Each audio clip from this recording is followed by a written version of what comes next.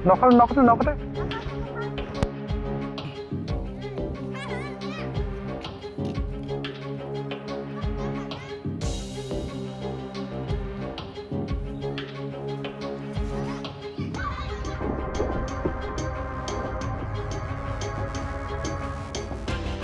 actually আজকে তো ওই পরীক্ষা চলতেছে পরীক্ষাটা শেষে এইমাত্র তারা ঘর থেকে বেরিয়েছে আমরাও রুম থেকে অফিস রুমে গেছি আমরা কয়েকজন ছেলেমেয়েরা ওইখানে গেছে না দুইজন গাছের উপরে এটা আমরা দেখার পরে তারা নামে আসে না আমি যে সময় আসার পরে হেরে নামছে স্যার আপনারা তো সামনে চেয়ারে বসা ছিল কেন দেখার পরে কেন আপনারা না করে না